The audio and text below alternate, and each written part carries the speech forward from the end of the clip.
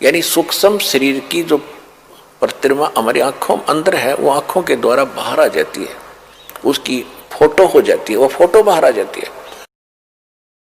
पुणात्मा, ये जो अपना शरीर है, बॉडी है, इसके अंदर एक सूक्ष्म शरीर है। कभी आप सुबह सुबह 10 बजे से 11 बजे 10 बजे के आसपास सूर्य की तरफ पीठ करके और अपनी छाया को देखना, छाती में छाया की छाती में दृष्टि गड़ाना 1 मिनट बगैर पलक झपकाए और फिर उसको सामने देखना, वो आपको छाया इतनी लंबी हो जाएगी आपकी, जमीन से लेकर आसमान तक आपका चेहरा दिखाई देगा। यानी सूक्ष्म शरीर की जो प्रतिमा हमारी आंखों अंदर है वो आंखों के द्वारा बाहर आ जाती है, उसकी फोटो हो जाती है, वो फोटो बाहर आ जाती है और वो इतनी लंबी होती है, आसमान से सिर और जमीन पर पैर दिखाई देंगे। इसको सूक्ष्म वेद, इसको सूक्ष्म शरीर कहते हैं। और जिनका ये सूक्ष्म शरीर भक्ति से युक्त हो जाता है तो उसमें ज्यादा तेज दिखाई देता है प्रकाश। इसके ऊपर और भी बहुत से लक्षण बताए हैं ऐसे ऐसे, वो उसके ऊपर आपने नहीं जाना है, ध्यान नहीं देना, उन बातों को छोड़ना, क्योंकि वो तो जो भक्ति नहीं करते उनके लिए लक्षण बता रखे हैं कि सिर ना दिखे तो उसकी मौत हो जाएगी 5-4 दिन में, ऐसा हाथ नहीं दिखेगा तो भाई मरे का पत्नी मरे, उसकी नो का नो। तो इससे हमने कोई लिंक नहीं, क्योंकि हम तो भगवान की शरण में आ गए, हमारे ऊपर वो लक्षण काउंट नहीं करेंगे, अफेक्ट नहीं करेंगे। फिर भी हमने सिर्फ ये 2 दास बताना चाहता है कि जो विराट रूप होता है इसी को कहते। जैसे कृष्ण जी ने पांडवों को दिखाया था, वो भक्ति युक्त थे श्री कृष्ण जी पिछले जन्म के बहुत गणे, तो उन भक्ति की शक्ति से उसका जो विराट था वो बाहर एकदम उतना तेजों में दिखा। और इसका पिताजी जो है श्री कृष्ण यानी विष्णु के पिताजी काल है, 1000 भुजा के भगवान है, उसने विराट रूप दिखाया था श्री कृष्ण जी को महाभारत के समय। तो उस विराट में और उस विराट में उसके प्रकाश में और उसकी शोभा में घना अंतर था।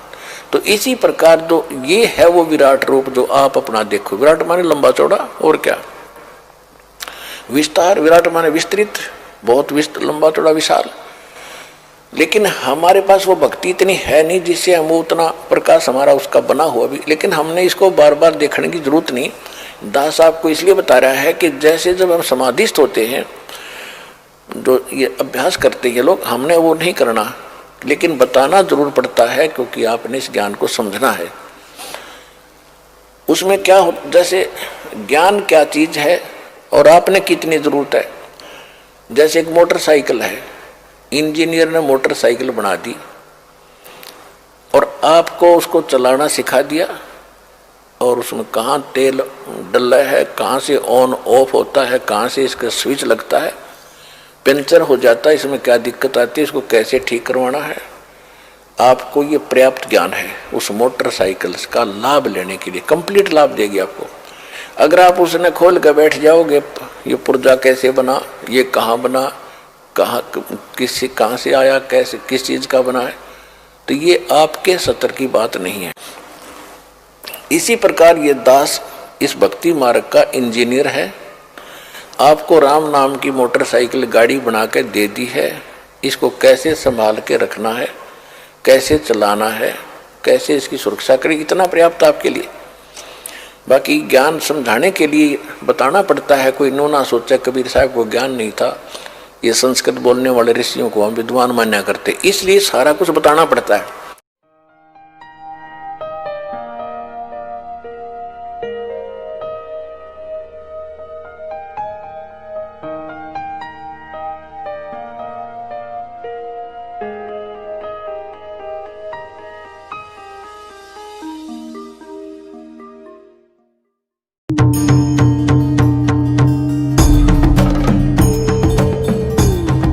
यदि आप भी माँ दुर्गा के भक्त हैं या फिर माँ दुर्गा की भक्ति करने की सोच रहे हैं या फिर आपके अंदर भगवान प्राप्ति की कसक है, तो आपके सामने एक ऐसा भक्त लेकर आए हैं जिसके सामने माँ दुर्गा साक्षात 8 अंग सहित प्रकट हो जाती थी। नारायणी नमोस्तुते, ओम काली महाकाली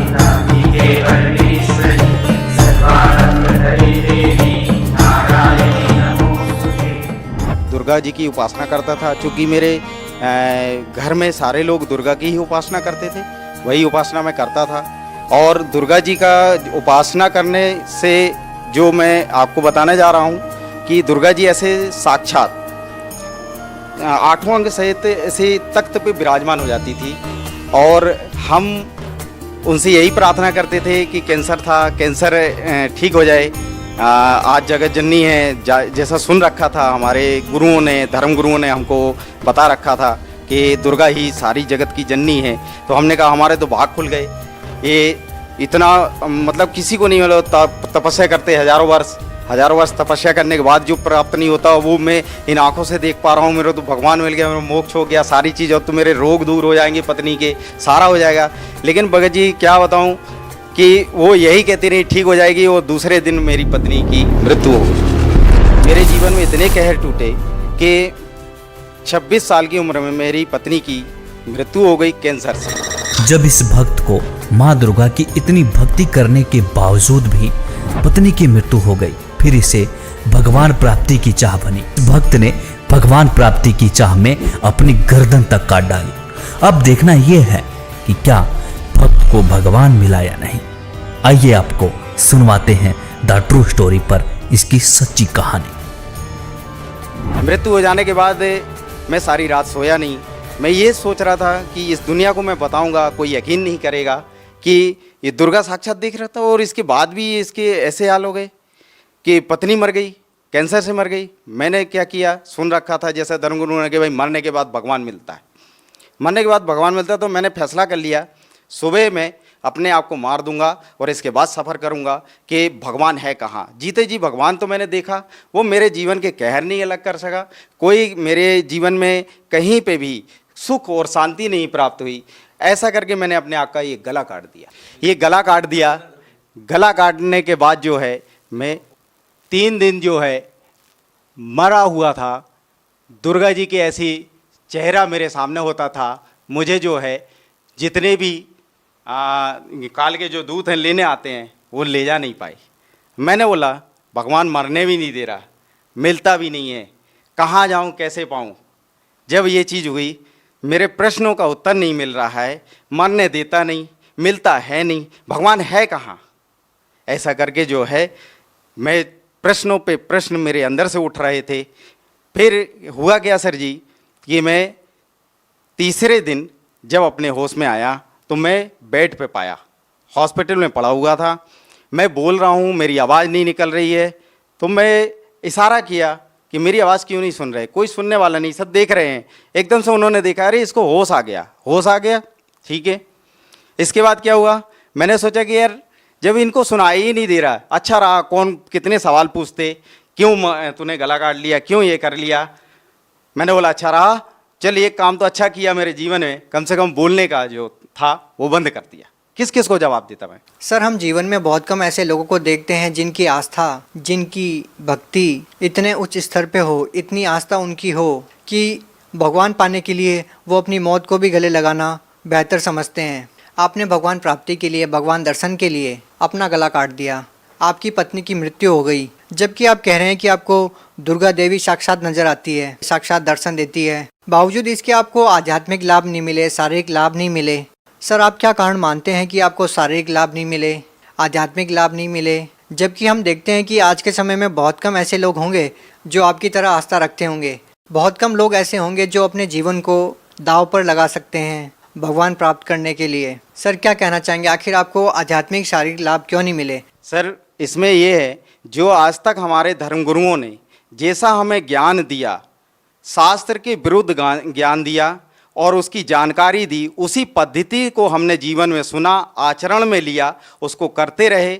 उसको करने के बाद परमात्मा कहते हैं, बंदी छोड़ सतगुरु रामपाल जी महाराज अपनी वाणी में कहते हैं कि भाई जो 3 देव की करते भक्ति उनकी कभी ना होवे मुक्ति। परमात्मा अपनी वाणी में फिर कहते हैं कि माई मसाणी शेर शीतला भैरव भूत हनुमंत, जो इनको पूजता है हम कोसों इनसे दूर होते हैं। परमात्मा अपनी वाणी में कहते हैं। हमको ये बात मालूम नहीं थी, क्योंकि हमको सच्चा ज्ञान देने वाला कोई गुरु आज तक नहीं मिला। क्या आप ये कह सकते हैं कि संत रामपाल जी महाराज की शरण में जाने के बाद आपकी वो खोज पूरी हुई। बिल्कुल, मैं ये आपको बहुत बढ़िया बात बताता हूँ। मेरे जब ये प्रश्नों का हल नहीं हुआ कि भगवान ये नहीं है तो वो परमात्मा है कौन, कहाँ है, कैसे मिलेगा, मैं इस खोज में जब चला तो मेरे माइंड में एक बात आई कि जो सारे जितने चैनल्स हैं कहीं ना कहीं कोई तो गुरु होगा जो इस संसार के विषय में, इस भगवान के विषय में जानकारी दे रहा होगा। ये प्रेरणा हुई मेरे अंदर ऑटोमेटिक, पता नहीं क्यों। मैंने फिर सारे चैनल, सुबह से बैठता था, दिन के 6-7 बजे जो है मैं बैठ जाता था और 11-12 बजे तक मैं चैनल देखता था, सत्संग सुनता था, देखता था कोई राम की कथा सुना रहा है, कोई विष्णु जी को बता रहा है, कोई जो है कृष्ण जी को लीला बता रहा है, लेकिन कोई इसके आगे की कोई कथा ही नहीं बता रहा है। जब नहीं बता रहा तो मैं उनको फिर मोल्ड करते जाता था, मतलब उनको चैनल चेंज करते जाता था। नहीं मिलता था, थक जाता था, दोपहर में खाना खाता, फिर सो जाता, 3 बजे फिर उठता, शाम के 6 बजे तक चैनल देखता मैं।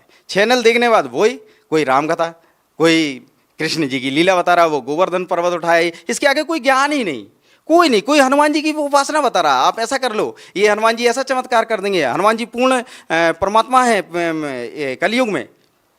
मेरे को ज्ञान ही नहीं समझ में आ रहा, कोई हनुमान जी को भगवान बता रहा।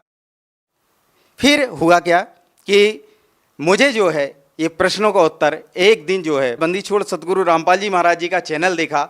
उसमें बंदी छोड़ सतगुरु रामपाल जी महाराज जो है दुर्गा कैसे पैदा हुई, कहाँ से इसकी उत्पत्ति हुई, ये सदग्रंथों में प्रमाण करके सब कुछ बता रहे थे।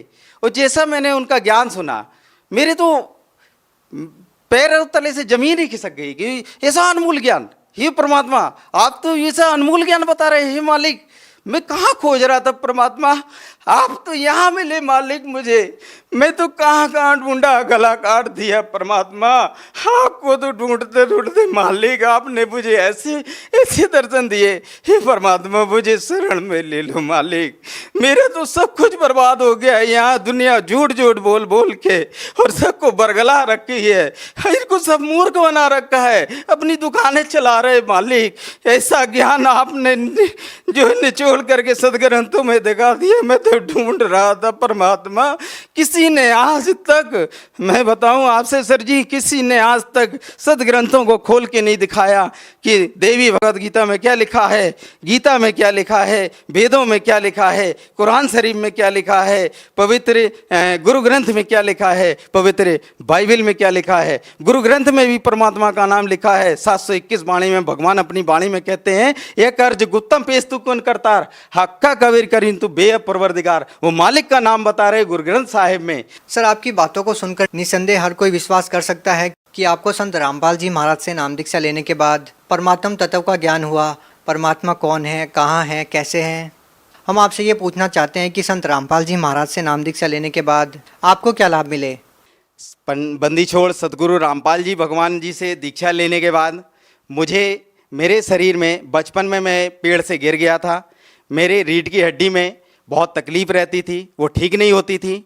वो परमात्मा बंदी छोड़ सतगुरु रामपाल जी महाराज जी से दीक्षा लेने के बाद 90 ही दिन में वो जो काफ़ी साल का दर्द था, जो डॉक्टर ठीक नहीं कर पाए, जो कोई संत ठीक नहीं कर पाया, कोई झाड़ा लगाने वाला ठीक नहीं कर पाया, वो परमात्मा की सतभक्ति करने से वो ठीक हो गया। सर जी ये कहना चाहता हूँ कि जिन पूजाओं को पहले मैं करता था उनमें मेरे को जो एक गंदी लत थी, जो कोई नहीं जानता था मेरे परिवार में, मैं शराब भी पीता था, बीड़ी सिगरेट भी पीता था और गांजा भी पीता था।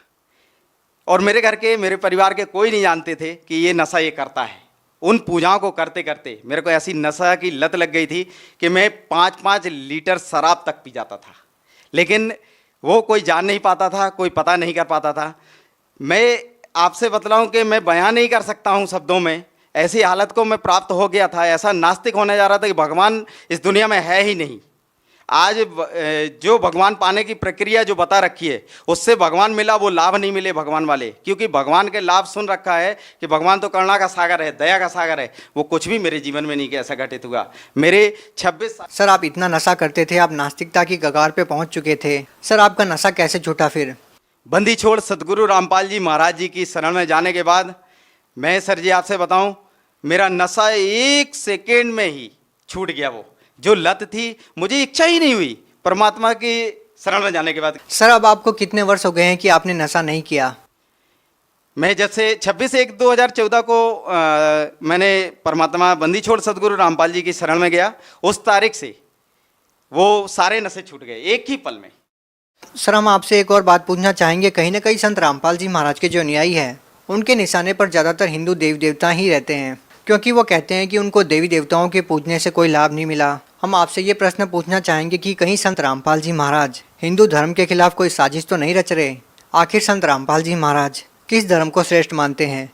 ये गलत है। बंदी छोड़ सदगुरु रामपाल जी महाराज जी ने किसी भी प्रकार से किसी भी धर्म के प्रति कोई साजिश नहीं रच रखी है। परमात्मा बंदी छोड़ सदगुरु रामपाल जी महाराज जी ने, क्योंकि उनका एक स्लोगन ये एक कि जीव हमारी जाति है, मानव धर्म हमारा, हिंदू मुस्लिम सिख ईसाई धर्म नहीं कोई न्यारा। सर, यहाँ पे हम एक और बात पूछना चाहेंगे कि क्या सारे ही गलत साधनाएं केवल हिंदू धर्म में हैं? मुस्लिम धर्म के बारे में आप कुछ नहीं कहते हैं? आज बहुत सारे धर्मगुरु हैं। मुस्लिम धर्मगुरु में मैंने एक नाम सुन रखा था जाकिर नाइक का। उन्होंने बहुत खुला चैलेंज किया था कि आज इस संसार में कोई भी गुरु हों दो, कोई भी महात्मा हों दो, कोई भी शंकराचार्य हों दो, मैं उससे डिबेट करना चाहता हूं, मैं डिबेट करने के लिए इच्छुक हूं। बंदी छोड़ सदगुरु रामपाल जी महाराज जी ने बहुत उनको इनविटेशन दिया कि आप हमारे से ज्ञान चर्चा करें, उसका सारा खर्चा भी हम देंगे। अगर आप वहन नहीं कर सकते, वो साधना चैनल के माध्यम से आप अपना चर्चा करने के लिए आ सकते हैं। आपका स्वागत है। बंदी छोड़ सदगुरु रामपाल जी महाराज जी का ज्ञान ऐसा है कि इस दुनिया में उसका कोई सानी नहीं है। सर, अंतिम प्रश्न आपसे पूछना चाहेंगे कि एक ऐसा धर्मगुरु, एक ऐसा संत जो आपको आध्यात्मिक ज्ञान देते हैं, जो आपको शारीरिक लाभ देते हैं, आपको मानसिक लाभ देते हैं, वो संत आज जेल में है। सर, क्या कहना चाहेंगे इस बारे में? सर, ये बहुत शर्म की बात है। आज ऐसे संत जो संसार में नशा, दहेज प्रथा, ऐसी कुरीतियाँ जो सारे समाज को एक अज्ञानता में बांधे हुए हैं, ऐसे संत को जिसने आज सारे संसार में नशा मुक्त, बिना किसी दवाइयों के, बिना किसी ट्रीटमेंट के, उनके जितने भी शिष्य आप देख लीजिएगा, कोई नशा नहीं करता मिलेगा, कोई दहेज लेते नहीं मिलता है। आज सत भक्ति करते हैं सारे, किसी भी प्रकार से कोई भी किसी भी प्रकार का नशा में सहयोग तक नहीं करते हैं। ऐसे संत को आज जेल में डाल रखा है, ये बहुत शर्मनाक बात है। और आज संसार में ऐसी बात कोई नहीं बोलना चाह रहा सत्य की, जो जगत गुरु तत्वदर्शी संत रामपाल जी महाराज जी ने बताया, उनके ज्ञान को आज समझने तैयार नहीं है। खासकर ये भारत सरकार से कहना चाहता हूँ कि शर्म करना चाहिए। ऐसे उद्धारक संत जो समाज को एक जो है सत्य भक्ति करा के और उद्धार कराना चाह रहा है, ऐसे समाज का निर्माण, ऐसे स्वच्छ समाज का निर्माण कि आज भाईचारा, अमन, चैन, सुख, शांति सब कुछ आ रहा है। जितने भी जगत गुरु तत्वदर्शी संत रामपाल जी महाराज जी के शिष्य, आज आप उनसे मिलके देख लीजिए, कोई नशे में सहयोग नहीं करते, किसी प्रकार की कोई कुरीतियों को नहीं मानते। आज ऐसे संत को जेल में डाल रखा है, कोई सुनने वाला नहीं है। आज मैं भारत सरकार से ये प्रार्थना करना चाहता हूँ हाथ जोड़ के, ऐसे संत जो समाज उद्धारक हैं, जगत गुरु तत्वदर्शी संत रामपाल जी महाराज जी को बहुत जल्द से जल्द बाहर लाएं, उनको जेल से निकालें और उनका चरण वंदन करके अपना उद्धार कराएं और मानव समाज में सहयोग करें, एक स्वच्छ मानव समाज बनाने में सहयोग करें। सर, आप भगत समाज को क्या संदेश देना चाहते हैं जो आज देवी देवताओं की पूजा करते हैं, नकली धर्मगुरुओं के जाल में फंसे हुए हैं, या ये कहें कि कहीं ना कहीं नशे की गिरफ्त में है, उन लोगों को आप क्या कहना चाहेंगे? सर, भगत समाज को मैं प्रार्थना करता हूँ, हाथ जोड़ के दोनों हाथ से प्रार्थना करता हूँ, जिस भगवान को ये सारी दुनिया ढूंढ रही है, वो परमात्मा, पूर्ण ब्रह्म परमात्मा संत रामपाल जी महाराज जी के चोले में आज इस धराधाम पे बैठा हुआ है।